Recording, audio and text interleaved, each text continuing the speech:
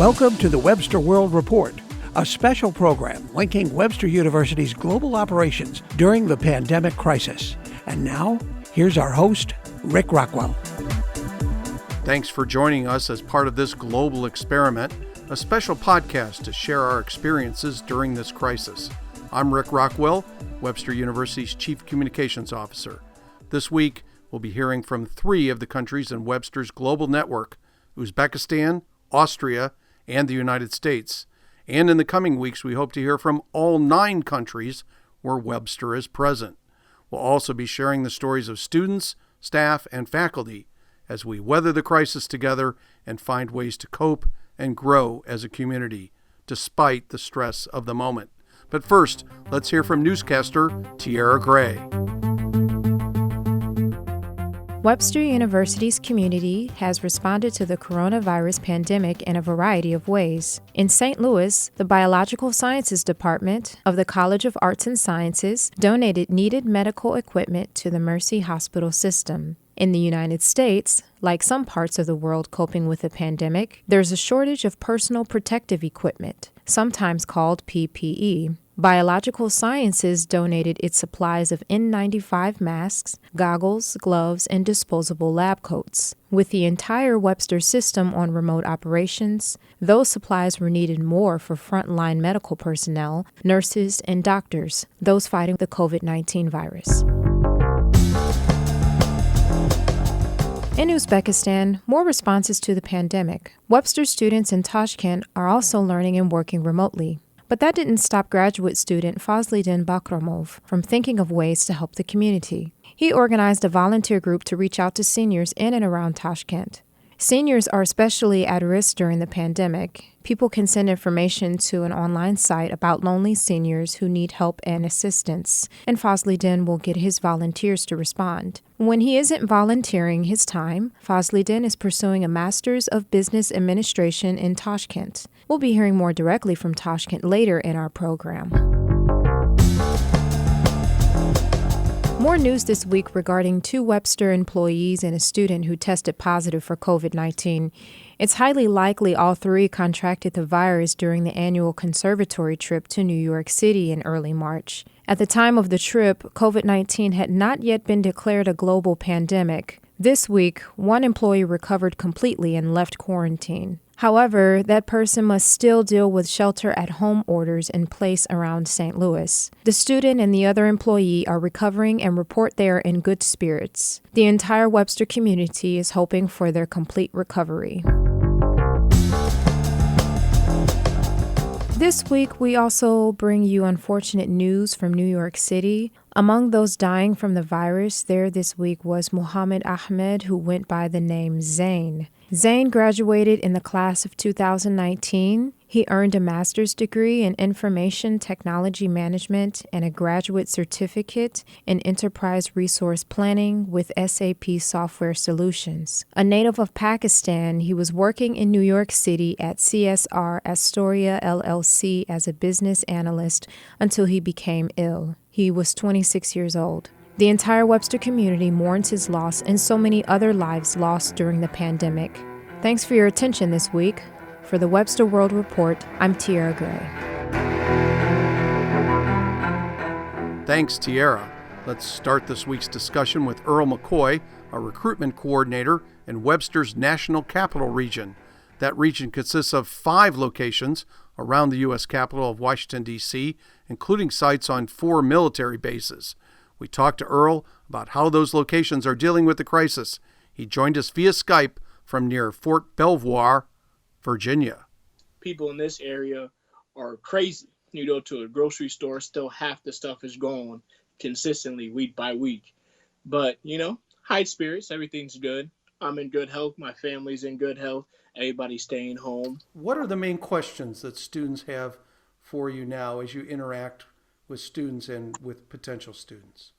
For our military students, which most military people understand, is why I still get the military base rate in person while going online, which due to the pandemic, yes, you can. Webster is a huge network, global network, and on this program, we're talking to people from throughout the network.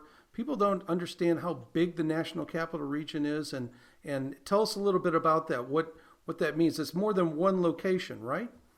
Yes, we have 5 locations, 4 military locations, 1 non-military location. We're on Joint Base Anacostia Bolin, Andrews Air Force Base, Fort Belvoir, which is in Virginia, Fort Myers Henderson Hall, and then University Systems of Maryland.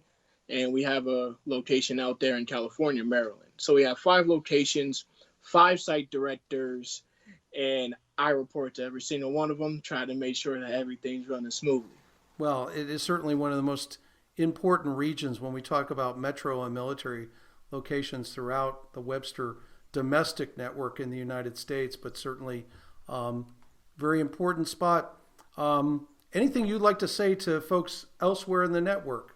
That, we're here. If you guys need anything from us, we'll be more than happy to help you out in anything. If you guys need support, you guys need to talk, anything, we're all one university, as we all say. And I think very importantly, just make sure that we keep our hands washed, stay safe, and, stay connected. What's the mood, would you say, from your military students? What are your discussions like with those students right now? It's half and half, to be honest. There's half good, half bad. The good is they get to stay home, be with their families. They're not always PCSing or going out because, military's law. What the military says, military goes. So help us with PCSing. So PCSing is when people go from different location to different location. So you have orders for 2 years to go from one location to another location. So right now, people are staying in their location or their PCS is delayed due to the national crisis. Got to hear from some of those military acronyms. Got to know all of them. When I first got here, I first started this job March 6th of 2019, and they were throwing all these acronyms out. So I had a little booklet, and I wrote down all the acronyms. I filled up 4 pages. It's crazy. So Earl, what else would you like to share with us? I'm looking forward to seeing the commencement virtually for Webster University. I really want to see how main campus pulls that off, because I think that's going to be something that's many colleges and universities aren't going to do. So once Webster does it, that's huge. Well, it's in the planning, and we're hoping to pull it off in the right way in May. Anything else you'd like to add? We have different webinars going on in the National Capital Region. We're trying to start a lunch and learn. So every once a week, maybe twice every 2 weeks, we're trying to get a instructor to come on, have a conversation, either talk about an aspect of life, just distract you. For example, there was a 1 p.m. webinar today that was just a meditation, nice relaxing webinar that it was open to all Webster people. So we started doing that, send it out to our students. That sounds great. We're going to start trying to do that, not this week, but the following week down in the National Capital Region. So stay tuned with that. Well, keep us informed, and we'll keep you informed too through Webster Today and other mechanisms. Earl McCoy, thank you for joining us, our guest today, joining us via Skype from Fort Belvoir, Virginia. Thanks so much. My pleasure. From the Washington, D.C. area, it's on to Austria's capital, Vienna, where we spoke to Engy Kassem, a member of Webster's worldwide privacy and data security team. She's posted at Webster Private University, Vienna, and she joined us via Skype from her home in Vienna. Well, we started shifting remotely on the 12th of March. So it's been over 2 weeks now. We're getting used to it. It was a shift. First, it was for the students to stay at home, but that fell at a good time because it was the spring break. And then it was more for staff and faculty to go to campus, grab devices that they would need, any material that they need. And then the campus closed down until April 13 or until further notice. I think faculty has been working hard to moving their courses online. For some, it has been easier than others because they're used to using all of our tools on World Classroom, Canvas, and WebEx. For other, it was still a bit of a learning process, but with the Knowledge Center and the Online Learning Center, we were able to migrate and act fast. What are the concerns that you hear now as you visit with people there in Vienna remotely? The situation in Austria and in Vienna has been very strict. So every second day, there are new measures and procedures and fines that have been put on people. So it creates a very strict environment, and where you have no option but to just either use your phone or your laptop. And people got used to that. The concern that I hear the most is from faculty as we approach midterms and exam week, about how they will manage their exams with avoiding cheating, with being able to be there for the students, but also keep it still challenging and fulfilling their learning goals. So this has been the concern. For staff, it was mainly getting the right documents they need to do their daily work. And we got VPN access, which allows you to access your desktop as if you're on campus. So that has been helpful. So there must be a lot of health and safety concerns, as you mentioned, because Austria is just north of one of the world's hotspots for COVID-19 in northern Italy. Can you give us a sense of what it's like to live where you are now through this? Sure. To add some numbers, I have to say that as of yesterday, I think we reached over 9,000 confirmed positive cases. And that's a big number given that it's just 8 million people in Austria and there's 108 confirmed fatalities. So the numbers are big. They're updated every day. So you get to hear it a lot. And in terms of health, they introduced new measures where starting tomorrow, you're not allowed to go outside the house or in supermarkets without a face mask. The good thing that Austria is doing is that they will be distributing the face masks in supermarkets as you enter, and then you have to keep this mask for as long as you can. The health concerns are as they are everywhere in the sense of being close to people, not maintaining 1 meter distance. I mean, I've heard some people like arguing in the supermarket, telling each other, you're so close to me, or please stay away and maybe use your card, don't give out cash to the cashier and so on. So you keep hearing that, and you also see new signs in the supermarkets. That's the only place where we can go. So that's where I can give you some updates. There are new signs, but the main health concerns are if someone is sick who has a cold and you don't know if it's a cold or if it's corona, and then you have to call the hotline and get tested, and that takes time. There's a shortage in testing, and it takes some time for the results to come out. Tell us, you work on the Webster Privacy and Data Security team. You folks have some concerns. The team has concerns and issued a concern to the entire network last week. Can you tell us a little bit about that, please? It's been a challenging situation, I think, for everyone and for every department. And the priority is to minimize the risk and the virus and social distancing. But we cannot forget that there are also some other risks given that we're doing home office. And it's hard to keep those risks in mind and to take the right measures because you're concerned about your life and about making sure you don't catch the virus. However, with moving to home office, having VPN and using personal devices, the concern has to do with the type of data that's being downloaded on your personal device, whether it's student lists with their ID numbers, their email addresses, first, last name, and maybe sometimes grades, depending on the function of the person. So all this data that you were using on your, let's say, computer at work is now on people's personal devices. We're not sure if the personal devices are protected the same way the Webster computers or Webster laptops are. Some people are trying to find new applications to facilitate communication, like Zoom or other application tools that are not a university accepted system. And that also, again, raises concerns because accidentally we all share data while we're talking because we want to move things fast. We want to get the work done. And we tend to forget about the right ways of using our tools like Office 365 to store the documents instead of on your desktop or instead of on your spouse's computer that you use because yours ran out of battery or something.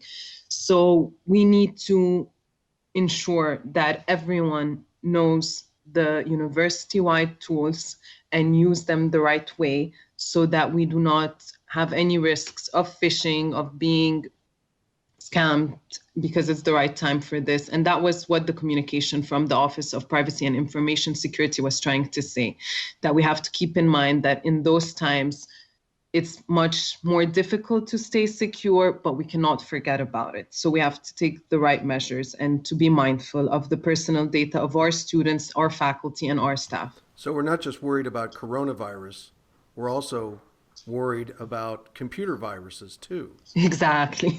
I didn't want to use the word virus again, but I guess yes, exactly. You stated it perfectly. So it's about, exactly, computer viruses that can come out because you will get sent links and you will not think twice because you just want to do things the best way possible and fast and answer your colleagues. And you will just click on a link randomly that you think someone shared with you, but it could be a phishing scam. Thank you so much. Engy Kassem, part of the privacy and data security team based at Webster Private University in Vienna, joining us from Vienna via Skype today. Thank you so much. Thank you. Take care, everyone. Coming up, a member of Webster's nursing faculty in St. Louis gives us her view of the pandemic and later, the view from Uzbekistan. More from the Webster World Report in a moment. If getting ahead makes more sense than being left behind, then contact Webster University about the MBA, available online and in the classroom. For complete information about the MBA program, go to grad.webster.edu. With affordable tuition, small discussion-oriented classes that meet one night a week, and enthusiastic faculty, Webster University gives you the resources to become the person you want to be. Apply now at Webster University. Go to grad.webster.edu. That's grad.webster.edu. Webster University provides a convenient and professional environment for adults to pursue a graduate degree in a variety of programs in the classroom and online. They include cybersecurity, criminal justice, and the MBA. Webster University faculty work in the fields they teach. They bring academic credentials, professional insight, and real-world experience to the classroom. And the classes are the right size for learning, the perfect place for networking. With 5 terms per year, you can apply now and start soon at Webster University. Go to grad.webster.edu. That's grad.webster.edu.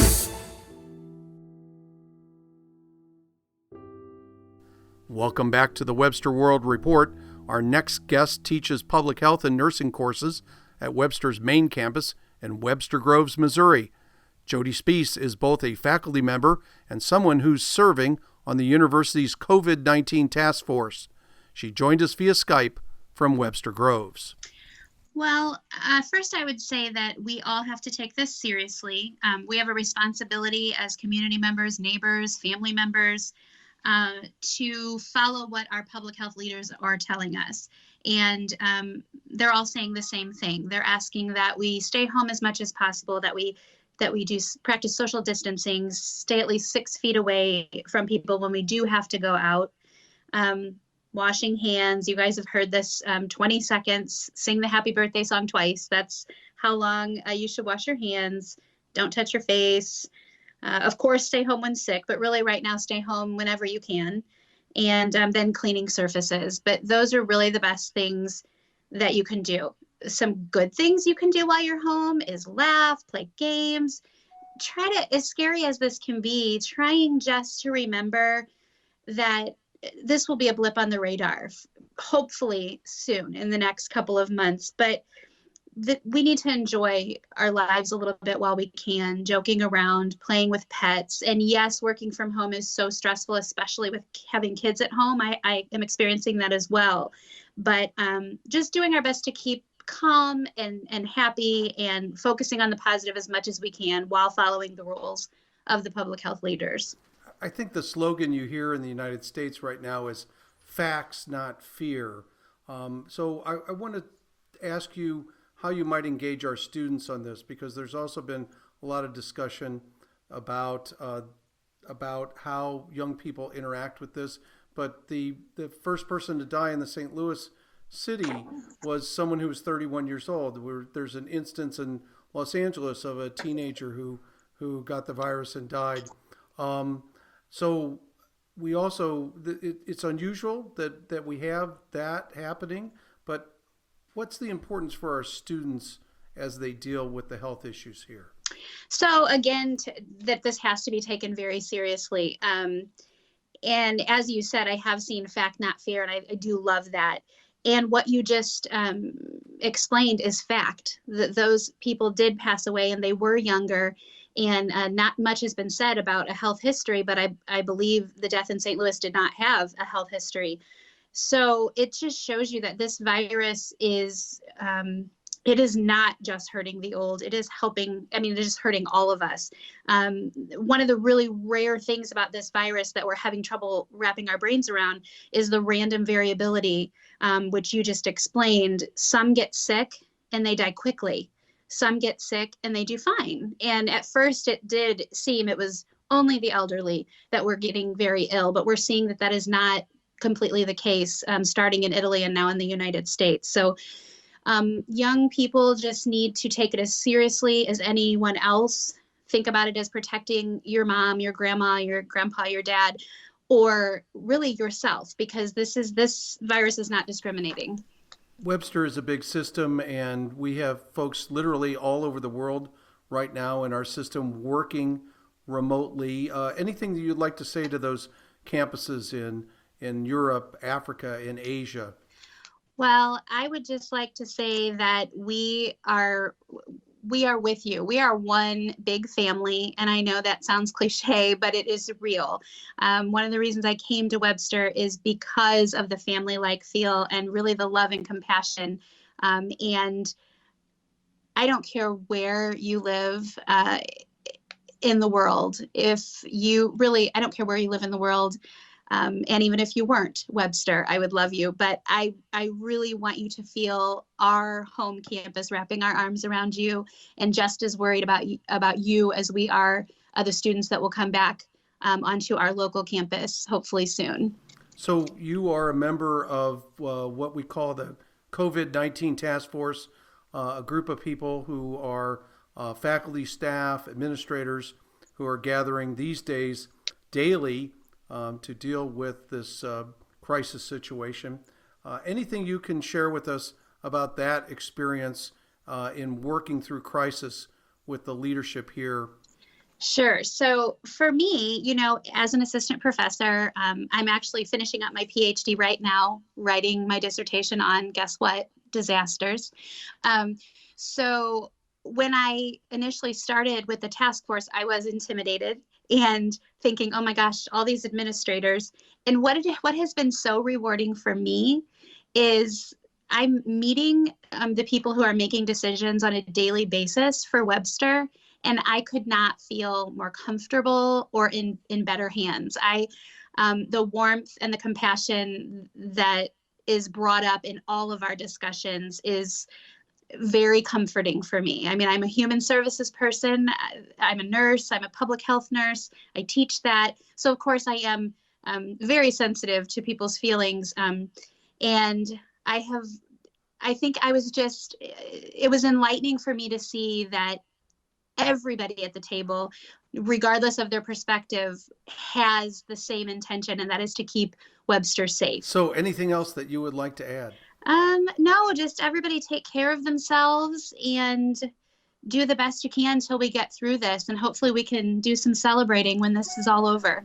Thank you so much, Professor Jody Spiess, who teaches nursing and public health at Webster University, joining us via Skype from the main campus in Webster Groves. Thank you.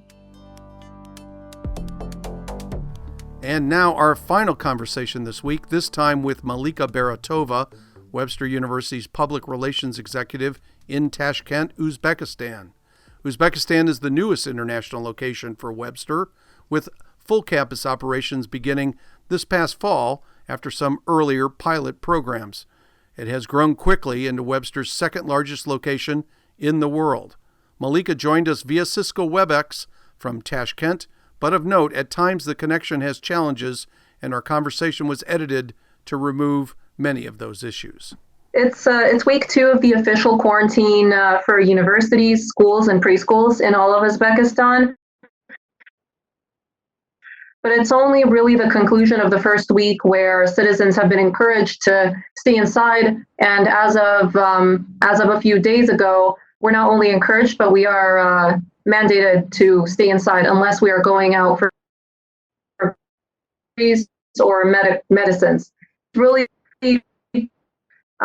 people have been reasonably good about it. I really want to highlight the rest of the staff, my colleagues, the management of the university, as well as our faculty, because they really moved along extremely quickly. There was no hesitation on anyone's part that there was a lot to do. We all just kind of rolled up our sleeves, and the faculty went with the changes or adjustments that had to be made really well. So far what we know about the students, especially our undergrads, is that they have adjusted quite well to studying remotely, and we've done what we could to keep them informed about the fact that it's important to stay inside, to wash their hands, to avoid touching their faces, all of the points that have been broadcast so far. But I also think that the mass media of Uzbekistan and different, let's say, opinion leaders in the country, like bloggers, have done a really good job of highlighting these important behavior adjustments. So I would say that it's going quite well. How have students taken to online education? With remote education or online classes, Uzbekistan, there's just not a lot of experience in that in our country up until recently. Well, this would be the big learning curve for all of us. Students are not used to taking classes online, and teachers are not used to doing classes online. So this has been the threshold that a lot of us have had to step over. But again, to the credit of our professors and instructors, the transition was as smooth as it could possibly have. Any messages for the Webster Global Network? I would like to say, hang tight. We're thinking of you. We believe in you. We might be silent right now because we're focused on our own challenges, but Webster Uzbekistan is with you, and we really hope that all of us can get through this together by supporting each other. Thanks, Malika Baratova, Public Relations Executive for Webster University in Uzbekistan, joining us today via Cisco WebEx from Tashkent on the Webster World Report. Thank you. Thanks for joining us this week on the Webster World Report. We'd like to incorporate your voices into our program. If you're a student, a staff member, or a member of the faculty, reach out to us. Send us a short audio clip from your cell phone via email, or volunteer to be interviewed on the program. You can find us at covid19@webster.edu. You can also send questions or comments to that email address if you want to interact about the crisis. That address again is covid19@webster.edu. Also, check out the university's COVID-19 resources page at webster.edu/COVID-19. The Webster World Report is produced by students, staff, and faculty at Webster University. For news reporter Tierra Gray, associate producer Jennifer Gamich, and announcer-engineer Jim Singer, I'm Rick Rockwell. Stay healthy and safe. The Webster World Report is produced by the Global Marketing and Communications Division of Webster University and through the facilities and copyright support of Webster School of Communications. This program is copyright 2020.